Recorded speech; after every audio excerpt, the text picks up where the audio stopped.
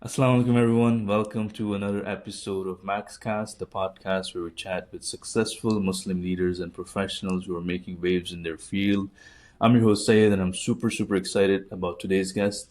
Joining us, Danish Yusuf, the CEO and co founder of Zensurance. Danish began his journey as a software developer with IBM. Later, he joined a consulting gig at McKinsey for 7 years. In 2016, him and his partner took a leap of faith to challenge a $50 billion insurance industry, and that's how Zen Insurance was born. And I'm super excited to hear his story, how he has, been so successful over the years. And Danish, it's a pleasure to have you with us. Thank you for, taking time out of your busy schedule. How are you doing today? I'm good, thank you. Thanks so much for having me. Good to see you. We No, worked in close proximity many years ago, so good to see you again. yeah, no, that's how it's funny how life works. We were at DMZ for a couple, I think I don't even know, like 6 7 years ago, and it's crazy. Yeah. But that's where I want to start your journey as well, very early days. So I want you to take us back, Danish and childhood days, because I'm a firm believer, like, childhood memories and how you are brought up plays a huge role in who you tend to Right. become. And from that angle, if you can share a little bit about your childhood and experiences that you feel like that were really important for you to become who you are today. Yeah, I know we don't have too much time, so I can't start back in 1982 when I was born. But there were a couple Skip of key something. points Yeah. along the way. Yeah. I still remember in kindergarten, there was a computer course, and that was my first experience programming. So this would have been 1986, 87, somewhere there. It's a language called Logo, where it was a little turtle, and you could move it around the screen and make shapes. And I was just fascinated by it. In fact, this morning I was looking it up again, just playing around with it. So that was my first experience with coding, and I still remember how much I enjoyed that class. And then a couple years later, we got an IBM XT, which was not as early as some of, like, it wasn't the earliest computers, but it was a pretty early one. And I still remember playing games, setting it up, disassembling it, putting it back together, which I really loved doing. It's like every couple of years, there was something. In high school, I was known as that guy that can wire up a house for Ethernet, because back then everything was wired. There was no Yeah. wireless. So you had the main cable coming in. I would put it underneath the baseboard in the house, wired it from the outside, drill it through, and get people's computers set up. So it was always, technology was something that I always enjoyed, and that stuck with me ever since. And these are days when, I guess when your mom is on the phone, the internet is not working. That era, I assume, when the Yeah. cable internet. Yeah, so this was back in the 14.4, 56.6 dial-up internet. Yeah, And that you like have one very well. home phone line, someone picks it up, the line drops, and you start yelling because you're in the middle of downloading something, it gets canceled, and it's been 8 hours wasted. So yes, those days, and we've come so far, but that's always stuck with me, that tinkering with stuff. Yeah. We also moved a lot when I was young. I think I was counting once 13 schools before undergrad, Holy, across maybe 5 countries, multiple wow. cities. So there was a lot of movement. So I got used to change, meeting new people, making new friends. So yeah, that was up until undergrad, probably 13 schools. Which is, I guess, really because naturally it makes you kind of get used to getting out of your comfort zone. You're just getting comfortable, and then you got to move, which is a pretty crucial skill in entrepreneurship. So I guess you had it pretty handy early days. What about like influential figures in early life that guided you in technology or later in entrepreneurship in those areas? Any figures or any uh, people that you can point out that were influential for you? Um, I'd say lots of different people. I didn't have one person that I kept reading about or looking up to. Lots of different, I would say, minor, mid tier influences everywhere, whether it's relatives, friends, strangers. Um, just thinking about high school, and you had a couple of people that were really good at school and focused on getting into engineering, Yeah. and you latch on to that and say, hey, I want to do that too. And once you're in engineering, you say, well, I don't know why we did it. There was a group of friends. We said, let's go for the harder math class. You didn't have to. It didn't help Yeah. you. but there's a couple of us that let's just do it because it's an option. And then post-engineering, why IBM? Well, there's a bunch of people that I was hanging out with that talked about IBM, great opportunity to learn and grow, and I set my sights on that. I said, that's what I want to do. So I'd say at every point in life, in a way, it was whatever everyone else was doing. I latched onto that, which is one thing which, if I were to go back, I would say, just don't do what everyone else is doing. Have your own view if you can develop it. Don't care what others think, within reason, and do what you think you want to do, not what everyone else is telling you what you should do. No, great point. And, and like this question, like a lot of entrepreneurs or any people want to start a business nowadays, which is, I guess, is good in a way, but there's a lot of dropout culture. Education is not important. You want to start a business, you can, go ahead and do it. You don't need to do degree and whatnot. But here you are, you did, engineering degree, then you went, then did MBA at Harvard. How important was that for you in your entrepreneurship journey? Like, what would you recommend that to aspiring entrepreneurs to continue their education? Or would you take a different route if you were to start it again? It's a tough one. I definitely wouldn't say focus on dropping out or not studying and just run a business. As much as it has worked for some people, it's just a very risky proposition. So it depends on your risk-seeking capability. I was risk-averse, and I feel like I still am. Entrepreneurship never felt like it was in the cards for me. I always wanted stable, secure, known quantities. So if you look at everything I've done, it's always blue chip, stable, secure, right? Everything I've done. So to your question of would I recommend someone skipping school? Probably not. Because of my, I would still say risk-averse nature, I always wanted a backup. So let's say you drop out and do one or two or three things and they don't succeed, which probability is they won't succeed, right? The odds are against you. Then what do you do? If you don't have a degree that's of a type that you can then go get a job, then sure, you'll be pushed more to be successful in whatever you do, so there's a benefit to it. You're sort of burning bridges and going after your dream, but there's no backup, or no easy backup. So it just depends on the individual. If they're really confident, they're really motivated, they have what they want to do, maybe it's right for them.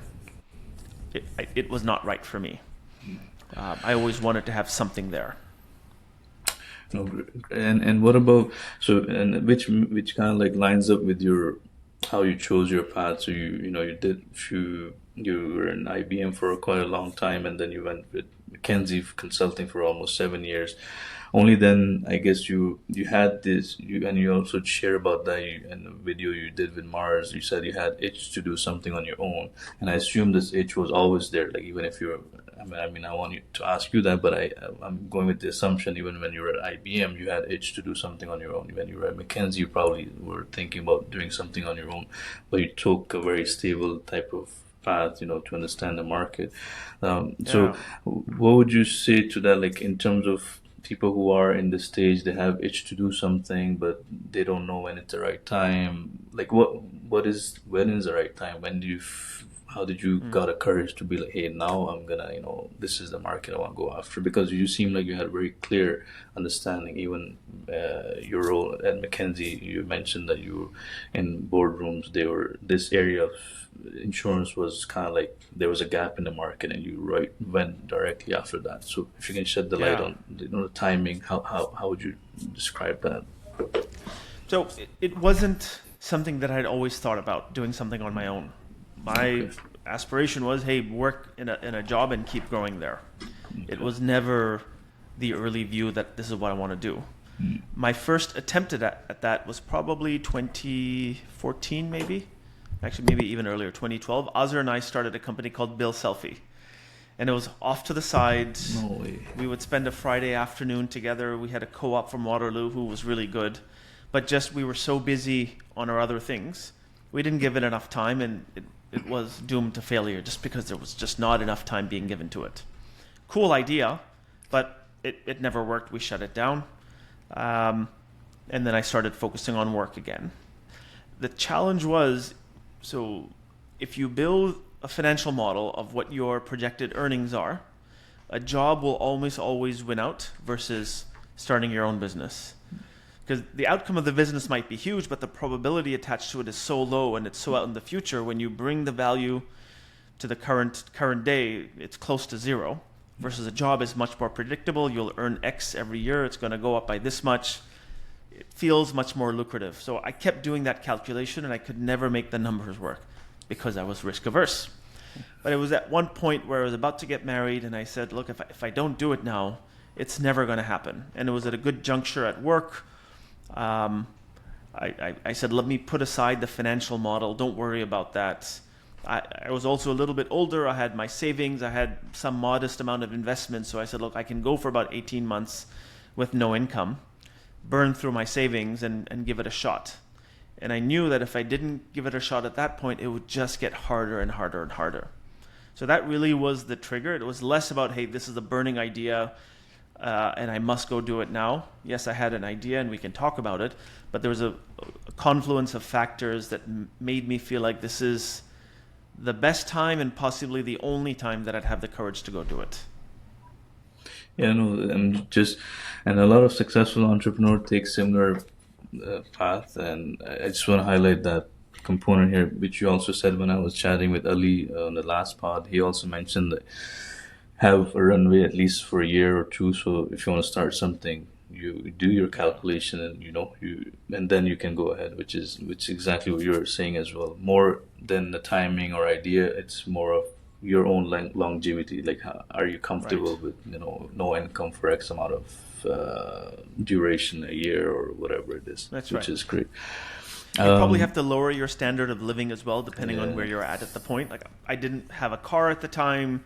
I lived in a condo. Like, my expenses were quite low, so whatever savings I did have would have lasted much longer than had I bought a big house or a fancy car or was used to fancy things. If you're in that category, and there's nothing wrong with it, you just have to adjust your expenses to give you that runway.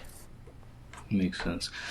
And so we're going into starting Zensurance now, early days, and I was reading somewhere that rejections you faced quite a lot. Like, you had like 6 big meeting in span of a week with big insurance companies, and you and your partner were excited. This is it. We are going somewhere with this idea, and all of them are saying no, no, no. I mean, how do you deal with that? Like, that must be such a height of excitement, and then it's just similar, like 180 twist to the story. It must be really tough. So tell us about, how did you cope with initial setbacks and what kept you going? What it's given that you love being stable, and that before you were just loving more of a steady lifestyle, and this was like a crazy turn. So if you can shed some light on it, what kept you going and how do you deal with these setbacks? It still happens. Some of those companies are still saying no. 8 years later, so it never ends. You have to get used to rejection. It's a fact of life. You're playing a numbers game here. The startup itself is a numbers game. 9 out of 10 fail, and that 1 out of 10, there's a variation of real big success, moderate success, low success. It is a numbers game all the way through. A lot of things you can do to help improve the probability, but that rejection and failure never ends. So I'll start with that. You have to get used to it. It's really tough. Somebody that's gone through a cold calling or door-to-door sales experience would have such good experience in rejections, because it's just you get so used to it.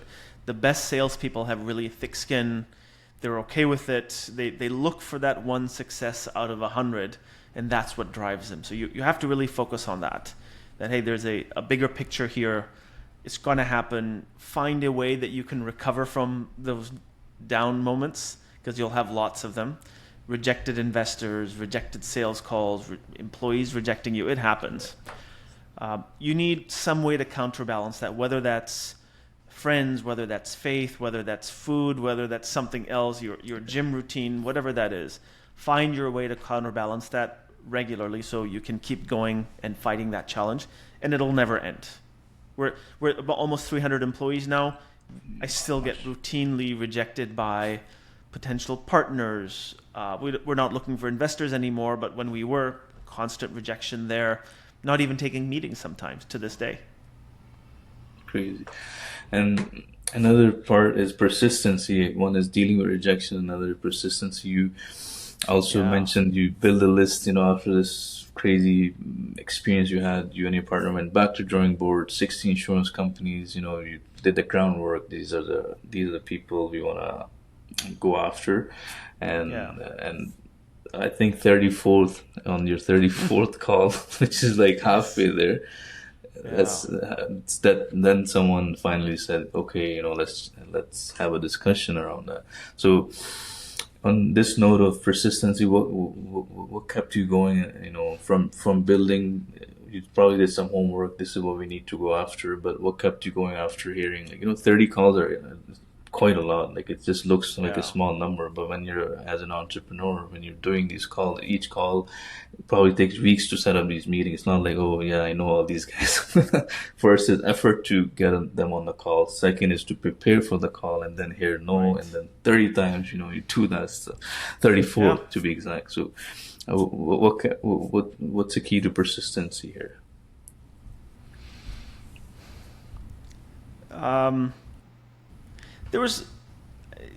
So I had a co-founder. We were supporting each other. We had some early employees.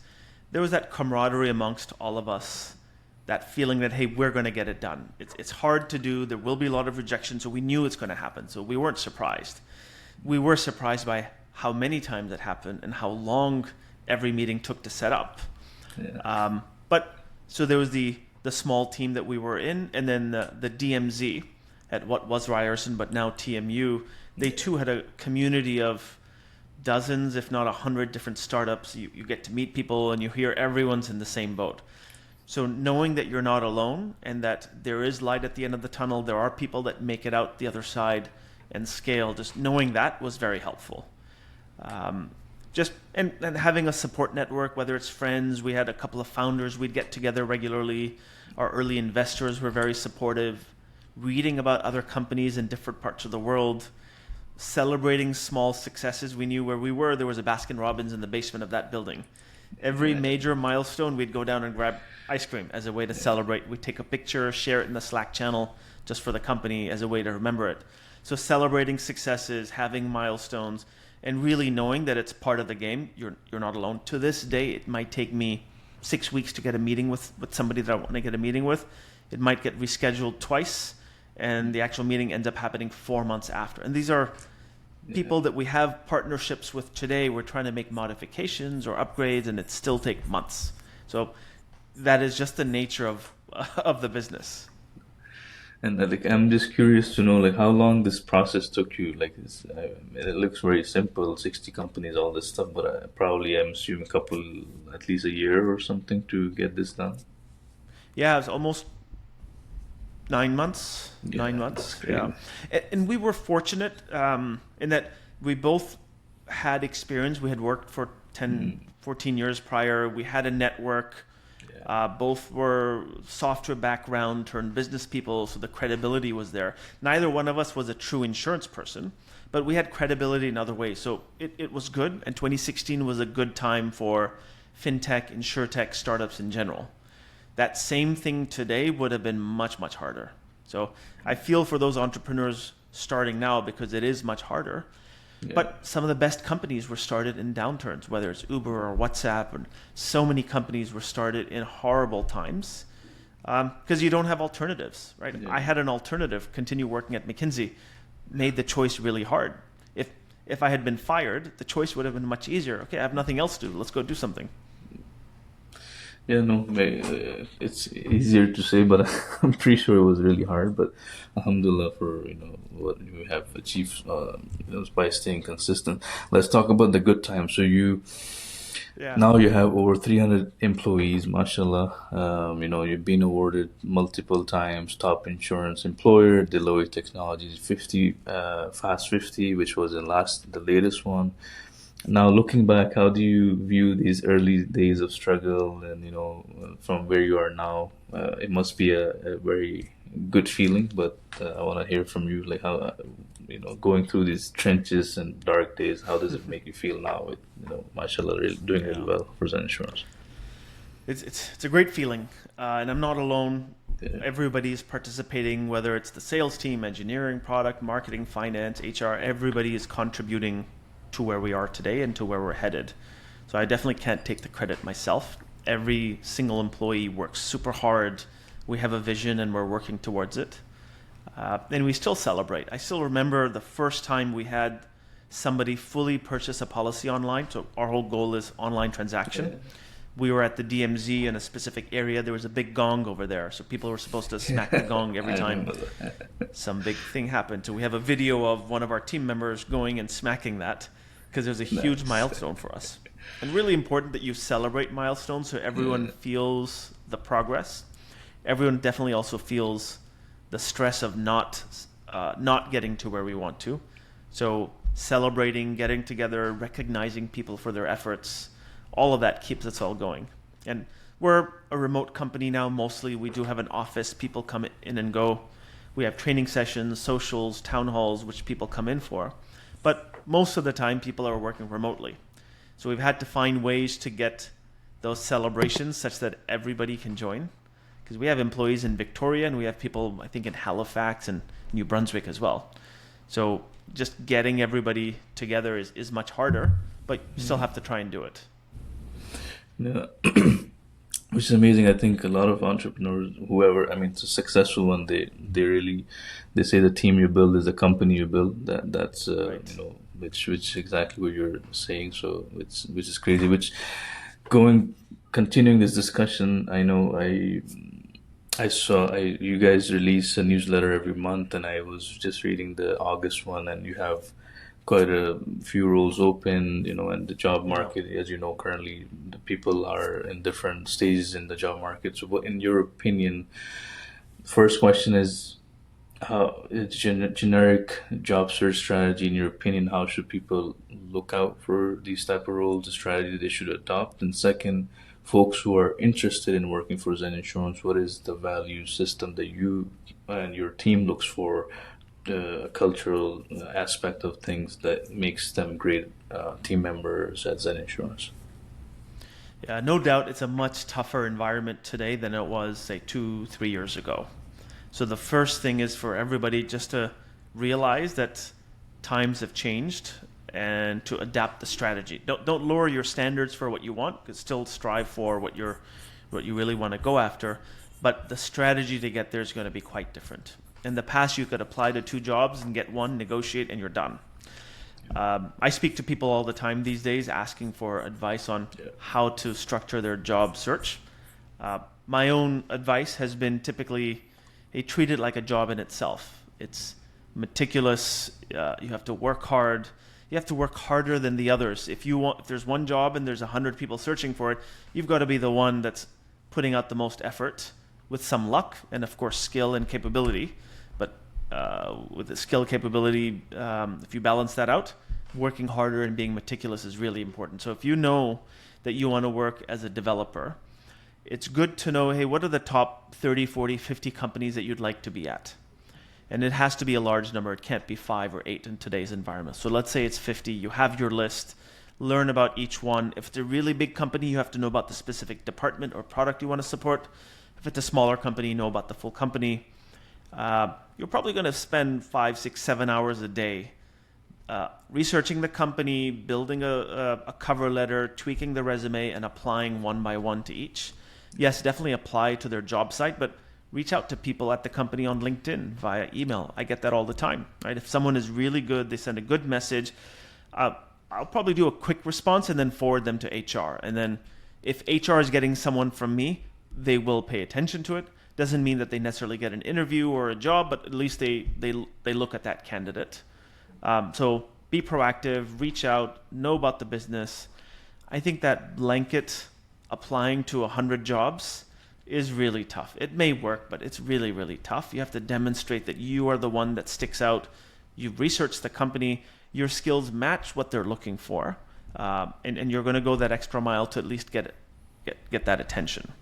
And then similar to before, there's going to be a lot of rejections. You might not get a response from 60%. Maybe 25% will say no, thank you. And then 10 or 15% might interview you, and a few might give you an offer. It's still a numbers game, so that mindset of, hey, I'm going to go through with this, knowing that there's going to be a lot of rejection is really important. And you may get lucky, and you apply to one and you get it, but that mindset of, I'm going to work hard at it, treat it like a job, spend my 5, 6, 7 hours a day, very, very important, I think, especially in today's environment. No, great, and I think it's at the end of the day, it's quality versus quantity at this point of where COVID days, it was just like, the jobs market was in a way like the job seeker had much more, they had power in negotiation, the rates and whatnot, but all of a sudden it's different. So I think people are kind of like coming down to reality, and then it's getting harder. But I think what you have shared is very valuable. Like as long as we study the companies and then they apply, right. Obviously it's going to be hard, but it's going to be hard either way. Why don't just pick a right way to do it rather than just keep on applying? The expectation part is really important, and it's really tough. You're expecting X 2 years ago, or maybe you're even earning X 2 years ago, and today it might be 80% of X. It might not be the exact role you want. So only the individual can decide where they want to compromise versus not. Everyone has their own personal circumstances and aspirations, so each individual has to decide. But it is a different market today, and hopefully in a couple of years, a good market comes back. Because we want people to be excited on what they're working on. Yeah, no, I've been in recruitment for 7 years now. It's the trajectory of it goes up and down. And at this stage, what you're saying is absolutely right, because market does get better, and then people are not ready for it. They didn't do the work when the times were hard, and then they go back. It's like, short-term, short-sighted thinking, which kind of like it gets you the role, but then you don't stay in those roles for a long time because you didn't know this company does this. You just wanted to get a job, and it's not, you don't build your career properly, which I agree with you, and I think people should follow, and I think inshallah they will learn a lot, gain a lot from it. What about entrepreneurs? So let's say you are in 2024 again starting a business, or you are talking to someone else who is trying to start a business in current landscape. What are the lessons from the past that you can share with them today, or with your younger version, that they can learn and excel at entrepreneurship? First is knowing whether that's truly what you want to do, or you only want to do it because everyone else is doing it. I fell into that trap many times. Many of the things I did was because everybody else was doing it. I said, hey, that's the fashionable thing. I want to do the same. So make sure that that's truly what excites you. Having an idea is really important. Some people will do it, and they've been successful where they quit their job and then go on a idea-seeking journey. If you're in that fortunate position, maybe you're living with your parents and the financial stress isn't quite there, if you can do it, okay. But like for myself, I couldn't just do that. So figure out how much room you have to take risk versus needing stability. Another thing, there are many people that talk about it. Cal Newport talks about it. Scott Galloway talks about it. I also believe it. Don't follow your passion. Follow what you're good at, and the passion will follow. So if I was really passionate about playing the saxophone, for instance, and I said, I'm going to just play the saxophone and someone's going to pay me for it, possibly, it could be, but very unlikely. Whereas I was very good at building technology, writing code, and I followed that. I was fortunate. I was also passionate about it, so I went that route. I wasn't passionate about insurance before I started. Right? It's not because it was insurance that I started. It's because I saw the opportunity. I had the experience in advising insurance companies. I had my network there. It could have been selling T-shirts. It could have been selling software. It didn't really matter what it was. It's because I was good at certain things, and it happened to be insurance, and I did that. I really believe in that, and that the passion followed. I love insurance now. I read policy documents. I talk in very nerdy manners to people just because I got so passionate about it, but it took several years for me to get there. If you can tinker with it on the side while you're still earning and you're managing your burn, you can tinker with it, but at some point you have to go all in. it's very tough to build a business on the side, depending on the type of business. If you're selling a few things and online shop, maybe you can do it on the side, but to truly scale, you have to give it 110%. So you figure out that balance. It's good to have one or two people as co-founders or really early employees that you can work together as a team. It gets lonely. It's really hard to do it on your own. As the company gets bigger, there's only so much you can share with the other members of the team. So you're keeping it to yourself. And that makes it really hard to manage. So if you have a co-founder, one or two, I think more than two is going to be tough. If you have 4 or 5 people, it's just hard to make decisions. So have a small team, a strong team. Take risks. I think I took too long to take a risk. And I always think back to say, I got lucky that I took the risk. I was in my early 30s. Had this business failed, I don't know if I would have been able to take another shot. Because I was married, I had expenses, and probability is your company is going to fail 1 or 2 or 3 times before it clicks. So I feel like I should have, had I done it again, I would have started earlier because the numbers are against you. And have fun with it. They're dark days, they're happy days. You've got to live through it, but celebrate, enjoy it. Don't kill yourself over it. You will work hard, but it shouldn't impact your health too much. But I wouldn't say expect to work a typical 40-hour a day, 40-hour week and be super successful. You could get lucky. But everyone I know worked extremely long hours in their early days. And over time, they got balance. But at any one time, it probably wasn't balanced. But over time, you get balance. Oh, which is, I really love it because especially nowadays, back probably when you were starting or before then, the entrepreneurship wasn't looked at something really cool or, it's like, it was getting there, but now if you open TikTok, Instagram, everyone, they're in Ferrari and, start your own business, which is good, but it's very toxic to community because they don't really see the reality of behind that Ferrari or behind, if they're not, so what you're saying is amazing, like try to vet yourself to see if you are made for this, kind of like play with an idea and then risk your life because you might just be happy with, there's so many ways to make money or, live life. Right. Not everyone has to take this route, which is great. And that Ferrari example is a good one. It might not even be true. It could be like a complete mirage, you rent it and you pretend to be that person. The only get-rich schemes is somebody else's get-rich scheme. So don't expect to make $1 million in day one. If you do, then you're just helping somebody else make that $1 million. It's not for yourself. And you can't be in it just for the money. If you're there saying, hey, I'm going to make X million at the end, sure, of course, that's a factor. Nobody can deny it. But there's a lot of hard work that goes into it. There's some report I read, on average, it takes 10 years to get to an exit.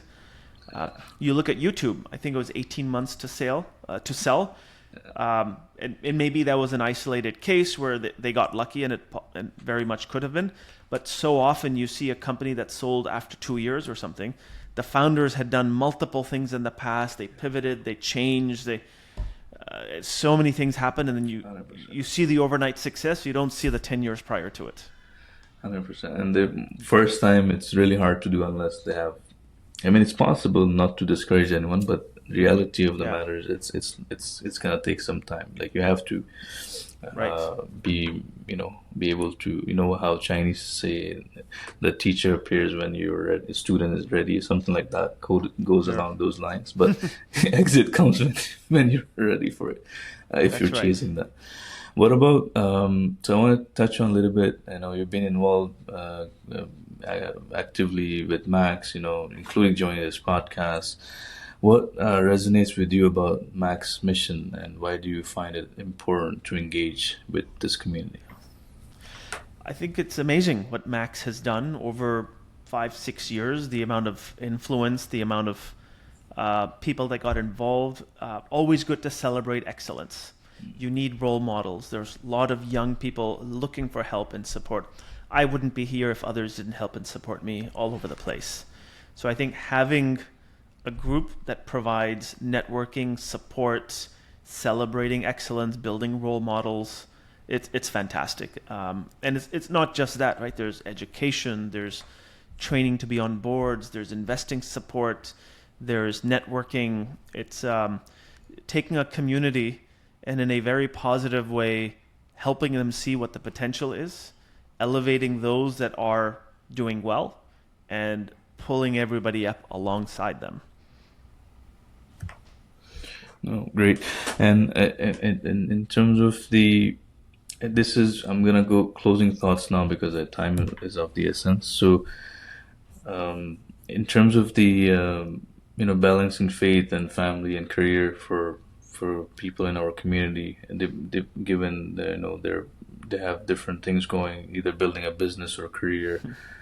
What advice do you give them? What advice would you offer in order to balance all these things? To make sure that you are living a full life rather than focused on one end of the spectrum, and then you get old and you kind of like regret, oh, I didn't do it. So, share your tips on that. It's very tough. There's no easy way about it. There's a lot of demands on your time. You'll have to make compromises here and there.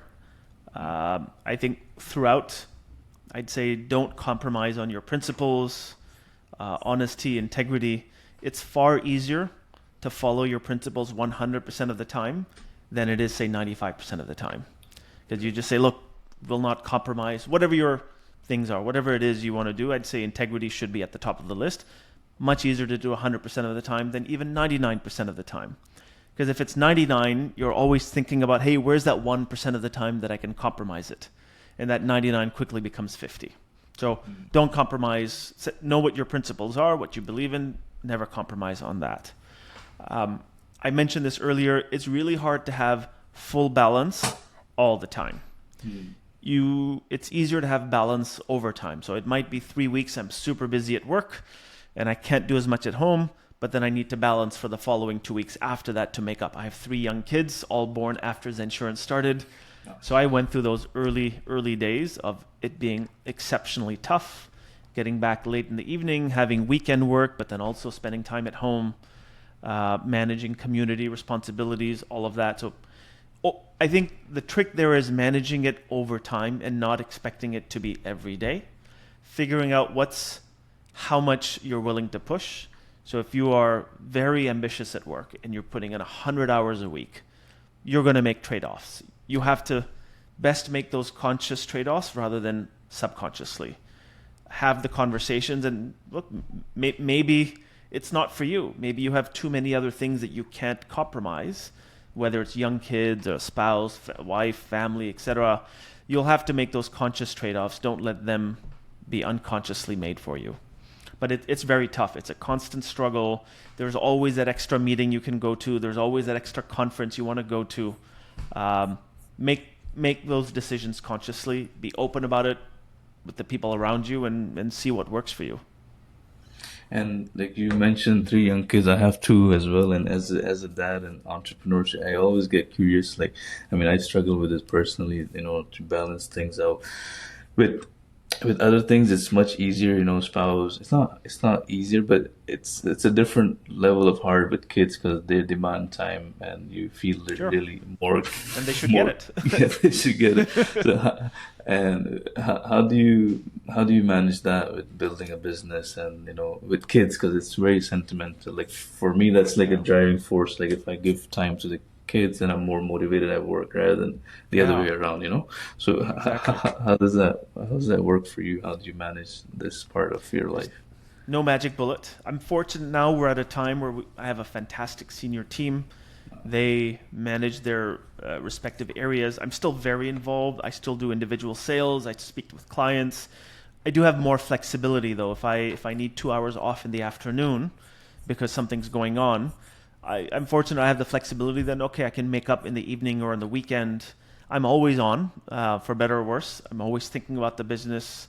Even if I go for a walk when the weather is good, I'm listening to a podcast, but my mind wanders to the business. But I think having a fantastic team allows me a bit of flexibility to adjust my days a bit.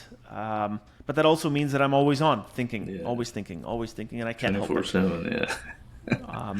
I'd say when you do have time, make sure it counts. So let's say dinner times for us around 5:30 or 6 or 6:30, put your phone away. Agree that there's no devices for the next 60, 90 minutes, whatever your time is, to make sure when you are there that you are 100% there. The kids know it. When you're out in the playground, it's very tempting to let them play and you're on your phone. And maybe you can't help it because something's going on, but to the extent you can, put the phone away. Kids really know whether you're engaged or not. When I go to my daughter's swim class and I'm just sitting outside, I'm very tempted to catch up on email. And she looks at me and she actually says, hey, I'm looking at you, put the phone away, right? She knows that. And so when you are together and you have the time, make it count, which gives you some ability to then, when you're not there, to be really focused on other things. No, that's crazy. I have a similar, my daughter, I mean, she's very young, 5 months, but I have my phone on when she's around sitting and stuff. I feel, she wants attention on herself, which Right. crazy. Yeah, I need to work on that. It only gets harder when they're talking and they can tell you, put your phone away. You're with me. It's much harder. My son is 4 years old and he gives me, I understand. But no, I need to work on this part, and I'm pretty sure listeners who are struggling with this, they would gain benefit from this, of your tips that you have shared. And final thoughts, any guiding principle or piece of wisdom that you can share with listeners who one or two lines that really help you. There could be many, but there must be some that you really hone down, and these are your non-negotiable areas that you in your philosophy or your principles. If you can share that. I think principles, everyone will have their own. Like I mentioned, the ones that I feel like should be always non-negotiable: integrity, honesty, hard work as well. Like, you'll have times where you can take time off, but when you're there, always give it your whole. Otherwise, don't expect to get ahead. But I'd say there's another thing that I hear from some people around entrepreneurship, that, hey, you have to be a very special person to be an entrepreneur. You have to be a little bit different, a little bit off, a little bit crazy. I don't believe that. I think if you put in the effort, you put in the diligence, it's luck at the end of the day that differentiates people a fair bit. I can't claim that I'm where I am purely because of me. There were so many lucky breaks, so much happened that allowed me to get here. All the hard work and everything else allowed me to be there for luck to then happen and take over. But I'd say I don't believe that you have to be different to be an entrepreneur. I'm like an example of somebody that if you met me 15 years ago, you'd say, yeah, this guy's going to be in a job his entire life, because of everything I did was a job, risk averse, check the boxes. And one day I felt like, let me give it a try. And to this day, I'm quite risk averse. So I think if I can do it, there's a chance for all of the other people that have never done it and are also risk averse. There are personal circumstances, your family situation, financial situation, health. So a lot of those factors, of course, play a role. But I think if you're excited about it and you're willing to put in the work, it's not just for a chosen few. Many people can give it a shot with the right conditions. Amazing. And for folks who are inspired by your story, what's the best way to stay in touch with you, connect, and learn more about your journey ahead in the future of Zensurance, all that kind of stuff? How can they be in touch with you? When I have the time, I engage on LinkedIn a fair bit. Nice. And that's over time. There might be 2 weeks where the kids are super busy and I have no time. There might be a time where I'm posting a couple of times and responding. So over time, LinkedIn would be the best place. I'm not active on X or Instagram or TikTok or any of those things. It's really just LinkedIn for me for social media. Perfect. Well, thank you, Danish, so much for your time today. I'm pretty sure our listeners and Max and whoever is listening to this podcast will learn a ton from the value you have shared, from entrepreneurship to building career, job seeker tips, and just the life tips and dad tips, which I personally loved a lot. And listeners, thank you for tuning in, and inshallah we'll bring you more episodes. And if you love this episode, let us know. We'll try to bring Danish again, given his time and commitments, and in future, inshallah. Thank you so much once again. Have a good, wonderful rest of the week. Thank you. Okay, there you go.